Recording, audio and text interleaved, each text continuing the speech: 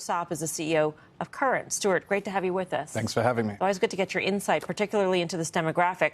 I read the notes, and it said that you don't think that the Fed is going to allow a lot of bankruptcies, a lot of delinquencies amongst this cohort. So do you think that there's a backstop in place, that they will step in and cut before it gets too late? Yeah, that's a good question. I think the inflation wasn't any surprise to us at Current because car insurance, renting, food price and inflation, all these things that are essential goods and services to the everyday Americans were basically going up and never really went down that much. So the blend is much higher. And also we saw the spend increase.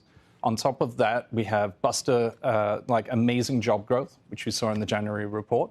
When you look at that combined with the food price inflation and the car insurance at 20%, it's very obvious to us that inflation was going to be a lot higher this time. Stu, we just were digesting a bunch of fast food earnings over the last couple of weeks, and inflation was a key theme throughout that. And so, I kind of remember you saying once to us is not only are your customers consumers at like a McDonald's, but they also work there, right? So what are some of the leading indicators? We're always trying to kind of figure out how this moves its way to another demo. What are some of the things? It starts with food. Is it gas? What are some of the things we should have our eyes open for over the next few months? So at Current, obviously, we're focused on a everyday American sub-prime, sub-620 FICO score, if that makes sense. Average HHI is like 45K. So not only do they consume Starbucks, McDonald's, and work at Walmart and consume at Walmart, they also work there. And so you should be looking at those earning reports last week, and you were starting to see telltale signs of some of those things happening. But I think more broadly, you're seeing a deterioration in potentially credit quality. Look at I would draw your attention to credit cards and their delinquencies. Look at the subprime, 16% delinquency rates, 4 times that of the superprime. You look at credit card debt overall is 54% year-on-year higher.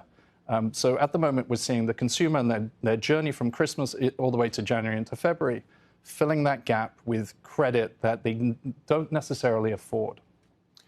Credit card debt, the average rate, I think, is 21.47% now, 1.13 trillion. Consumer debt in aggregates now north of 17.5 trillion. How does that play into your demographic with all the moves in interest rates that we're seeing? Yeah, so going back to Melissa's point of the first time, I think the Fed has 3 things they can play here. The first is pop the AI bubble, which I think we can all agree that's probably a bubble. 2 is commercial real estate that's stacked in regional banks. So that's one thing that may or may not play out. And 3rd is the U.S. consumer.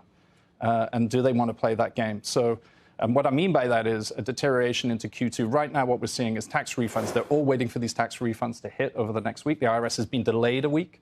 And so you're seeing the everyday consumer right now wait for that money. And what they'll do is they'll start spending down and paying down their auto loans, which is something you should be looking at, and their credit card debt, which is the thing I want to draw attention to because there's a missed product market fit for the consumer and what's being offered. I think then you look March into April. April's going to be the time when the U.S. consumer, if they don't pop one of those other 2 bubbles, the U.S. consumer may be in trouble in Q2. I almost called you Travis, which so looking at you don't charge monthly fees. No, that's correct. So is this a not-for-profit endeavor, or if it isn't, where's the beef? Yes. Where's the beef? Good question. So we are not credit, so there's no recourse in anything that we lend. We are a financial technology platform offering banking services, but we also offer and extend liquidity between paychecks up to $500. So we have no recourse. You don't necessarily get all the money back. The way we make our money is through interchange. So if they're using our card, that's great for us. So we'll take some of that cut that comes from the merchant. And it's on our credit rails because you can also credit build as well. And 2, if you want that money immediately, there is an instant fee of about $4.99. So that's how we make our money. Not like a credit card where you'd be like, OK, I don't want to pay it back this month. It wouldn't cost me anything. There's no recourse for us. So that's how we make our money. And I think it's a fair deal for the consumer. Just going back quickly, Stuart, to the notion that you can pop the AI bubble, and that's sort of one of the options of the Fed. That's really taking the markets down, right? You want the asset prices to come down. The way to do that would be to hike, I would think, hike rates. Yep. Hiking rates would also make the CRE problem play out. It would also break the back of the consumer potentially. Yeah. So you see that as sort of what needs to be done? Is it possible? I think they're kind of hoping. They injected liquidity at the end. If I put my old trader back hat on, they injected liquidity into the year end of last year. we're starting to see that tail end sort of run off, right? So we've seen equity markets make all new time highs, come off a little bit for today. I think the Fed's probably looking at this and going, we went from a hard landing to a soft landing to maybe a no landing. And that's what the market is picking up, I think, on the data today.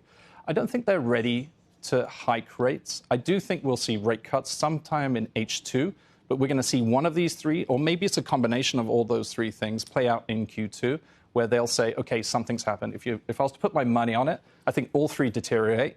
And the thing I know least about is the AI bubble, and I think that's the risk.